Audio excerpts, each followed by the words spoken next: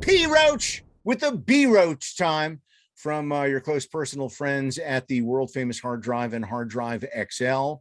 What you're going to see now is a conversation I had prior to the current tour with Papa Roach. And in it, Jacoby Shaddix will talk a lot about what was going to be coming up with the tour, which is about halfway over as of now.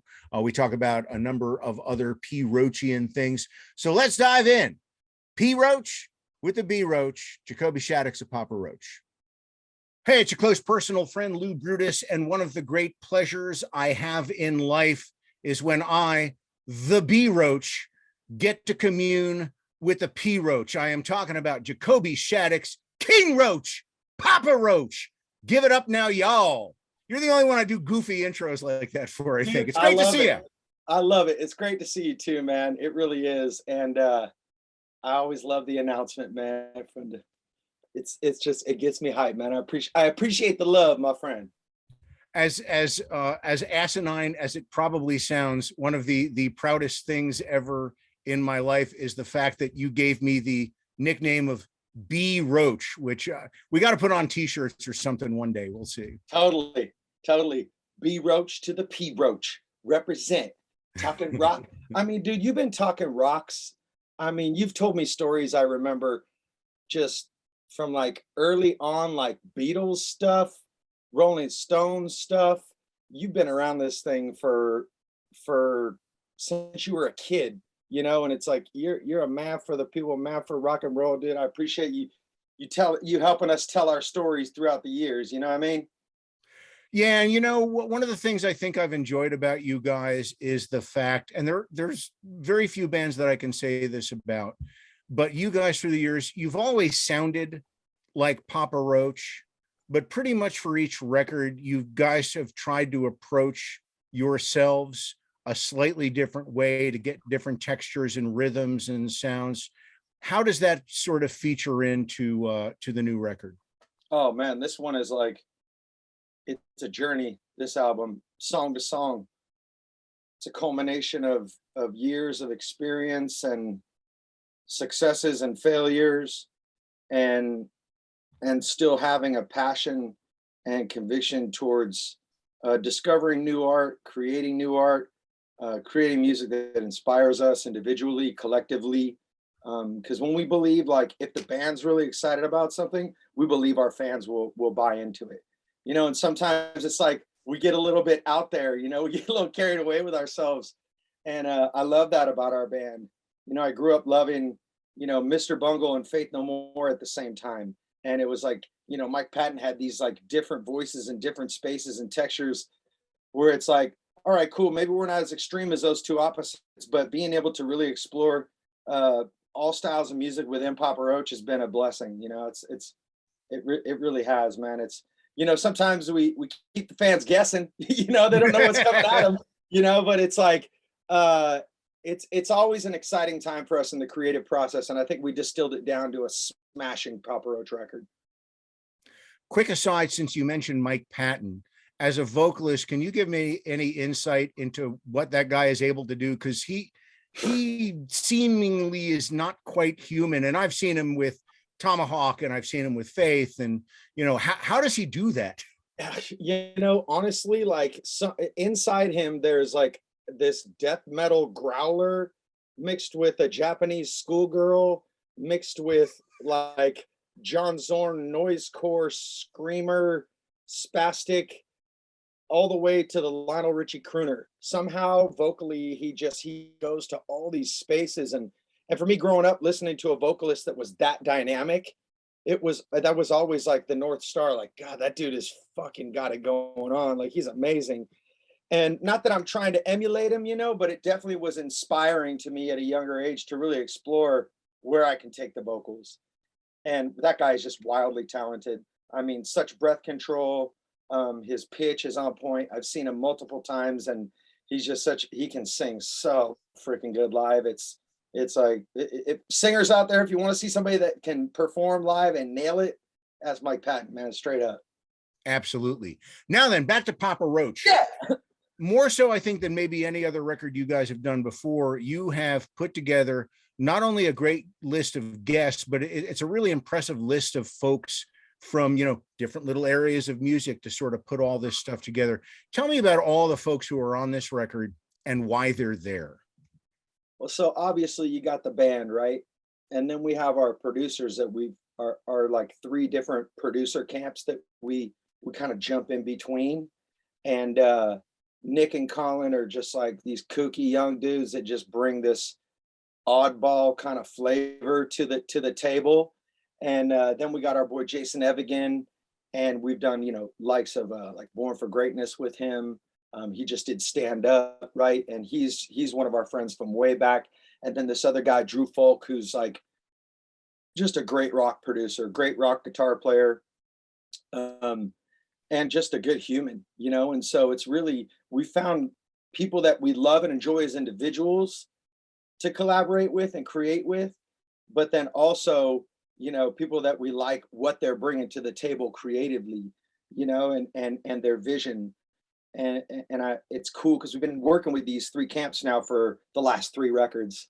And but then also, you know, we got like No Love for the Middle Child. This guy Drew, he's on the record playing cello on a song. He's playing piano on a couple songs. He played cello on a few songs. Who else we got on this record? We got Sweko the Child. He was on Swerve, which is like, you know, he's that young and up and comer generation of rock and punk that, you know, we just dipped in with our producer. Colin was doing some stuff with him and linked us together. And then obviously Jason Alon Butler from Fever. That's just been a collab long waiting to happen. We got a lot of mutual love and respect between the two camps, between us as, you know, as writers and creators, artists, frontmen, as well as fathers. Like we share so much in common. It was such a great experience to collaborate with Jason on that, you know. And I think after the record comes as well, like there's more collaboration that will happen as alternate versions of songs we start flipping. We just had this dude, Bloody Beat Roots, do a remix of our new song Stand Up, and it's his remix is it's so good. It's like that. It's awesome to collaborate with people kind of outside the box of our norm, and shake things up, try new things. Now, when you sort of draw from such a varied group of people, how do you make sure that when it all gets together on an album, it sounds coherent enough, it sounds Papa Roach enough? That's like the distillation process of, if that's even a word, I think it might be. I'm making up words here. That's kind of I think that's the genius of picking an album, is being able to know what the tracks are, which ones to hold on to and maybe save for a later date, or completely ditch, or just save for B-sides. And it's a pretty unanimous decision as we get down to the end of it. Some of the songs were like halfway through, we're like, we don't even finish them. You know, we're just like, it's there, but it's just not all the way there. We hit the mark with this other one that we were going for. And once you get a pile of songs together, right, then you're looking at it going, all right, we have these in this lane that are the heavier, more banger, classic Papa Roach ones. We have the ones here that are like the melodic, emotional, emotive songs. And then we got the ones that are outside the box, right? And then we start to see which ones are stronger and which ones are weaker. And then we start filling spaces, right, with ones that we can top this track. Let's move it out, bring another one in. And I like that process. It's when we smash the ego and get out of the way of the whole process and understand that this is a piece of art for not only us, but for our fans, and to please both sides. It's a challenge, but you know, we usually see eye to eye. The interest in so many genres and subgenres for you and the rest of the guys, how much of that do you think is geographical? Because you guys are famously from Vacaville, California, Yeah. Not too far from Sacramento. Deftones are out of there. You're not too far from the San Francisco Bay Area. Some of my favorite bands of all time are from there. Green Day, Metallica, Grateful Dead, Rancid, the Dead Kennedys. And that's just the Bay Area. So how much of all of this getting together in your heads is a Northern California thing? For me, those were the bands that were crushing when I was in high school. They were just coming up. I remember Metallica really breaking through with Injustice for All, and then with the Black album, just taking it to that next level. Green Day, once they dropped Dookie, it was just like on fire. We were going seeing those dudes at Gilman, right? Or Berkeley Square or Bottom of the Hill in San Francisco. And to see those guys, they were these punk kids that were from the same town, or they went to high school together, and they created this thing from in a garage or in a bedroom, and they built it all the way up to this, massive, iconic brand and band and culture, and we saw bands doing that. We can do that. We want to do that in our own way, but I see that is possible. And that was so inspiring to us, even watching AFI coming up, because we were kind of coming up at the same time. AFI was more in the hardcore, and we were watching those dudes at Berkeley Square and just going, oh man, these guys right here, like, what's up with them? I feel like they're going to blow up, and then some years later, bam, they pop off. Stylistically, yeah, we don't sound like any of those bands. Maybe we got a little Deftones elements in some of our sound with the groove and the riff, but just story and the path that they took was just, we want to follow that because it's iconic, man. I mean, you look at Green Day, just those two bands, right? Green Day and Metallica, and then you got, you start rattling off all the other ones, Dead Kennedys, and the list goes on. It's Bay Area's, NorCal has definitely brought a lot of great music to the scene, and I'm a California kid through and through, man. You mentioned Stand Up earlier. That's one of those songs, and I hope this comes out the right way. The studio version is awesome. It's an amazing song. And yet, in the back of my mind, I'm thinking, wait till I hear this motherfucker with 10 or 20,000 people. Like it's fine now. It's going to be off later. So tell me about creating the song and what you're thinking about for when you get this out in front of people. Yeah, dude, I just feel like Stand Up was one of those tracks that when we were in the studio and we were playing the riff, it just had this greasy, grimy, Gopher Guts, rock, dirty. You know what I'm saying? Like it just, and I just, it was inspiring right off the rip. And I was like, I got to rap on it. Like, I just feel like I have to. It's in my blood. It's in this song. Let's go with it. And this was, we wrote this right after the passing of George Floyd. And that definitely inspired something in me to listen, man, to listen to the voices of the people that feel like they are not heard. I think that's very important. And to honor those voices. And so it was kind of it's a crazy moment in society, period, right now. But I think that song, there's a powerful statement with that in that song. And I'm so proud of it. And, as far as sonically live, when we play this thing, it's just going to bash even harder. It's like more live drums, more live. That's what's going to bring this song to that next level. And because we totally experiment with them little trap hats on that shit, and that hip hop element and that influence. And we definitely toe the line between, that modern sound and the old school sound. And how do we, bring Papa Roach into the future without forgetting the past, and like you said, man, it's like, it sounds good on record, but wait till you hear this fucker live. It's gonna pop. Jacoby, throughout your career, you have, like with Stand Up, you have written about societal issues at times. You have spoken about or sung about struggles with addiction. There's been some serious subject matter in there. When you start to deal with those areas, are you looking at lyrics after you write them down and you're thinking, man, you got to get this right to get the idea across? And also, you've still got to make it a really catchy song. Do you feel extra, I don't know what word I'm looking for. Do you feel extra cognizant of the words you're laying down then when you're dealing with serious issues? Absolutely, man. I feel that the word is, it can be weaponized, right? And it has been in the past. And so I'm real cautious about when I'm writing music, what I say. I ain't just talking out of my neck, because you can find yourself just saying some dumb shit when you're talking outside your neck. And I approach this thing like this music is sacred to me. It really is, man. And you know, sometimes it just sounds surface level, whatever, you can just rock out to it, but it really means something to me and to the band and to our fans. And so I definitely you know, go over the lyrics with a fine-tooth comb and make sure I'm saying what I really mean or what I'm about. And you know, in particular, stand up, you know, it's like right off the rip, it's like, I hear you banging on that battle drum when we play this song. All my people rise up, we about to set it up. It's for the voiceless and for the hopeless. You know, it's like I'm saying it right off the rip, and there's no room for interpretation in it. It's like, I hear you, people. I hear you. I hear the struggle. I hear you. I got you.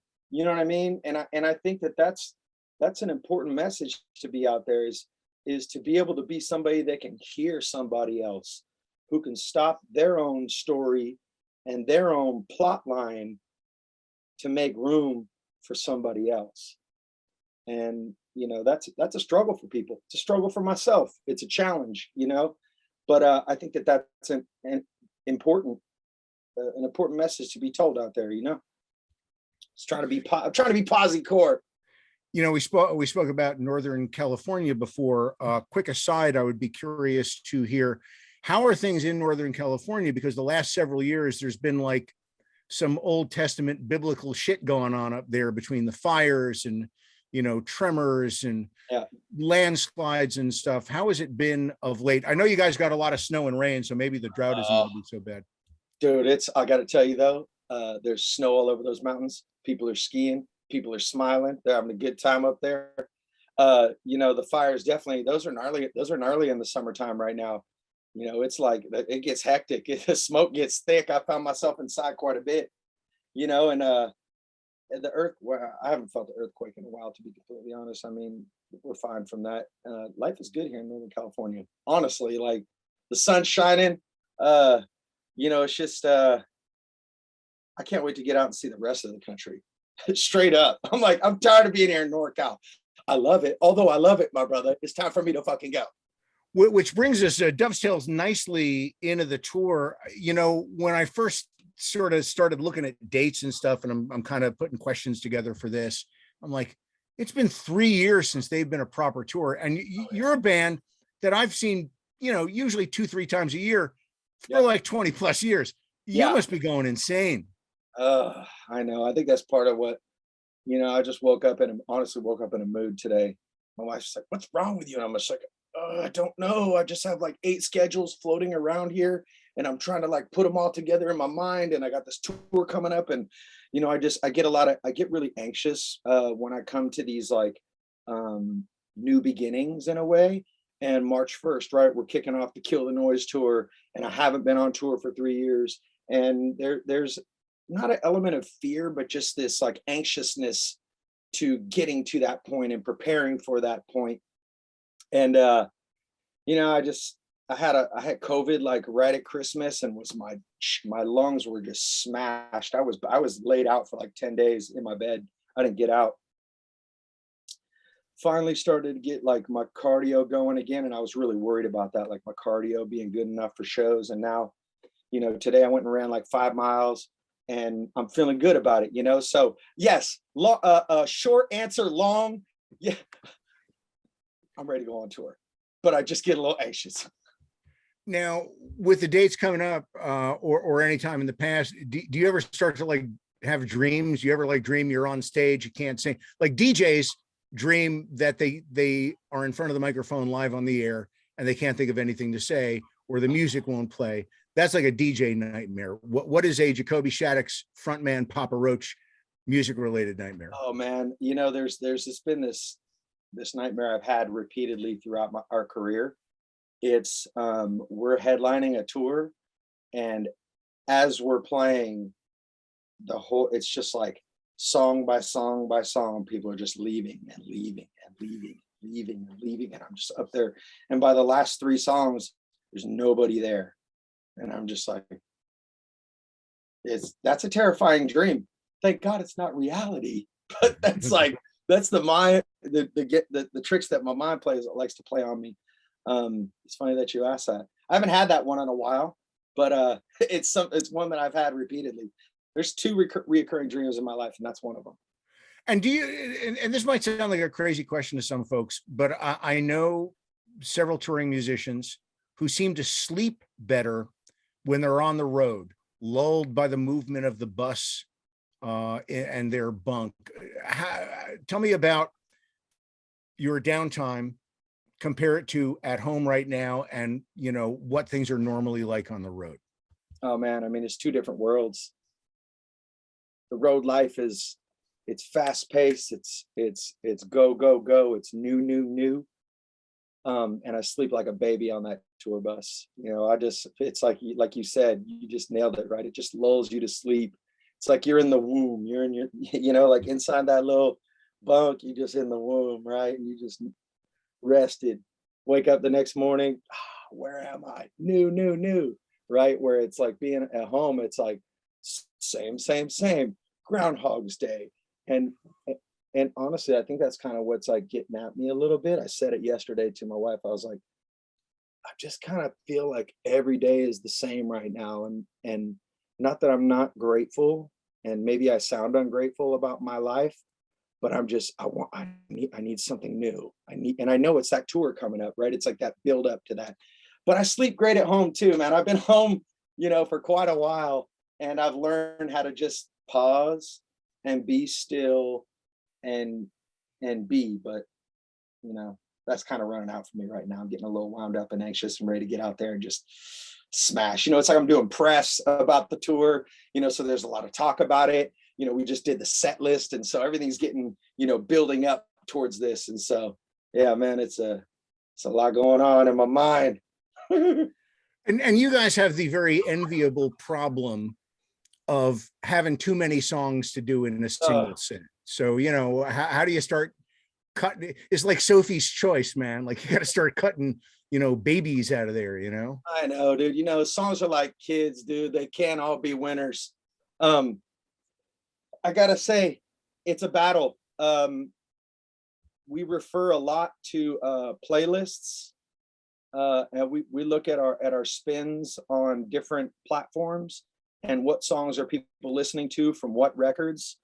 We try to bring something from every record onto the album. Like this year will be 20 years since we released our album Love, Hate, Tragedy, which had She Loves Me Not, Time and Time Again. And so we're gonna bring something back from that album to celebrate it, and gotta play the singles. But then we can't play all the singles, because if we played all the singles, the whole show would just be the singles. We got to do a couple deep cuts. Are we going to do a cover? I don't want to fucking do that cover. Oh, let's do that cover. No, it's just a back and forth. And it's funny because we wrote the set list the other day, went through this whole process, this battle, got it done. And I hung it in my dining room. I walk past it every day, and I keep looking at it going, is that what we're really doing? We'll see when we get there. And any rust to shake off so far in rehearsals? Oh, definitely there's going to be some rust. We went and did 2 weeks of Breaking Benjamin last September. Yep. And we showed up, we did a couple rehearsals, went out, and it was banging. It was like, it's like riding a bike for us. And so to go back into these rehearsals, we're ahead of the curve. Everybody's rehearsed up at home. I just started doing some vocal warm-ups and stuff like that to start building towards that.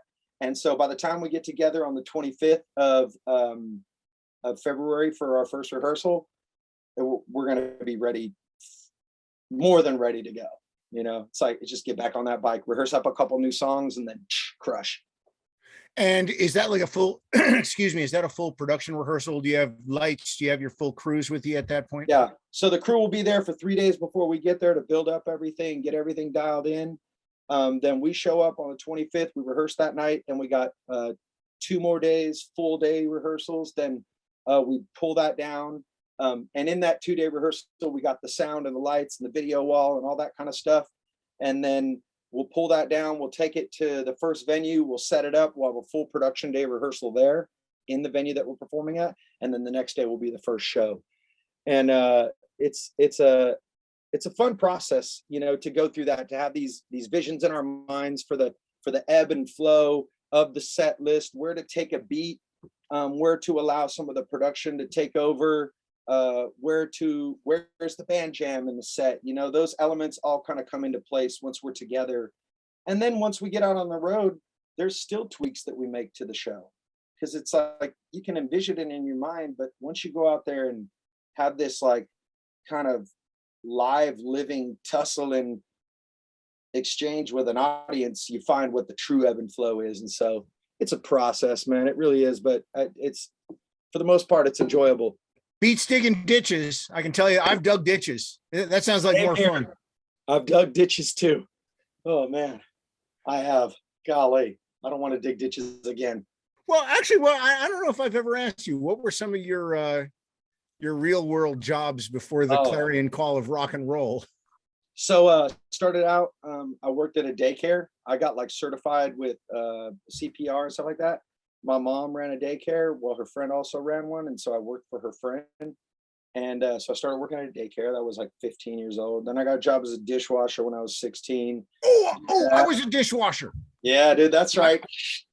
I was it was a New Jersey diner called Trotters and Pacers. It was right by the Freehold, New Jersey horse racing track. Oh man. So it was like the cast of Goodfellas every afternoon would like come and, hey, he's a nice kid, give him a good tip, you know. Hey, God, isn't that's awesome, man. I love that.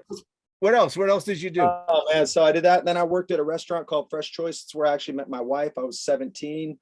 I worked in the kitchen. So I started in the dishwashing, then worked in the kitchen, then made soups. Then I worked in the bakery there for a while. Well, then left that. Then I got a job at a hospital as a janitor, and I worked as a janitor at a hospital. Well, then I learned how to like strip and wax floors. So I was stripping and waxing floors in the hospital. Then I worked in I cleaned up the dental area for a while. Then I checked my craziest job I did there was I worked the incinerator. And so the incinerators where you go around through the hospital, say you're going to the OR, you're going to the morgue, you're going to, where else would I go to see? Whatever. So I go pick up these boxes, right? Well, in those boxes are human body parts. I'll take them. Yeah, I'll take those to the incinerator, put them in the incinerator, burn them, take them out, weigh the ashes, discard the ashes. And that was one of my jobs, and that was pretty interesting. I never like was into opening the boxes and seeing what's in there. I just placed the box in. Oh, like, no. Yeah. You know what I mean? And then I think about that point, I was like, man, it'd be really cool if this band thing works out, because burning bodies isn't the best. Like, this is cool and stuff, but you know what? I think I'd rather get out in front of 10,000 people and sing songs tonight. You know, I got to tell you though, man, when I look back at those days of working at David Grant Medical Center, you know, doing strip and waxing the floors and such, and being a janitor, I kind of loved the job. I'm not going to lie. And it wasn't because necessarily the work, but it was because of the people that I worked with. I just got along great with my cohorts, right, at work. And that's what made it enjoyable for me. But definitely, I'm grateful this P Roach thing took off. Yeah, I mean, I worked as a cook's assistant in a nursing home, and there's a big flea market, the Englishtown auction where I lived, and worked there all through high school. But you know what? They were usually all great places to meet girls, and I could have the radio on the whole time. So I listened to the radio. I had music to listen to. Totally. And again, my family didn't have a lot of dough. So if I wanted to like buy music and go to concerts, I had to work. I never minded. I enjoyed having money in my pocket. So there it is. Man. That's what's up, dude. So if you would, to encapsulate and wrap up, as you look at this new record coming out, what do you want to tell people about it in general, to sort of get them stoked for this thing? This album, for me, it checks all the boxes for me creatively, emotionally. It's a journey. It's a reflection of myself. It's a reflection of my family. It's a reflection of my friends. It's a reflection of the world. Sonically and musically, it's very diverse, but it's original. We sound original on this record. We don't sound like another band. We sound like we're doing our thing. And there's elements of this album that are super heavy and just in your face and classic. We really focused on the riff, you know. And then there's these super introspective moments that, you know, sonically and musically, that just draw you in close. And that's what makes a special record to me, is that journey in between all those wild places makes for a great listen. It's one of those albums I encourage fans to put your headphones on and get into this one. And it's not only a headphone record, it's an album that you could throw on at a party, right? And just have it in the background, banging at a party, and it parties well. And I think that's like, having a record with some depth that also can party. It's like there's something special in there. And so, yeah, man, it's a really special one, this album, and I can't wait for our fans to hear it. I've been sitting on this one too long. Yeah, I don't know how you and the guys haven't gotten nuts yet. We have gone. I know you have. Yeah. You've had this in the can for a while. You know, the band conference call yesterday was like a nightmare. I was like, God, can we just get on tour already? God! You could tell everybody was just losing it. I'm like, I'm tired of talking about it. We just need to release it. Well, also, by the way, in the back of your head, are you thinking, it's going to leak? It's going to leak. Oh, totally. You know what? If it does, it does, mate. Well, there it is. You know, sometimes it all goes to 6s and 7s, and there's no you can do about it, mate. Hey, that's right, mate. Sort it out, man. Well done and dusted. Play the record all the way on 10. Well, there you have it, ladies and gentlemen, brothers and sisters, friends of the revolution, the B Roach communing with the P Roach, the uncut Roach, the bomb, Jacoby Shaddix of Papa Roach. Always one of the pleasures in life. Thank you for your time, and I will see you on the road. Absolutely. Thank you, Lou. It's great to see you, my brother, for real. Thanks for supporting.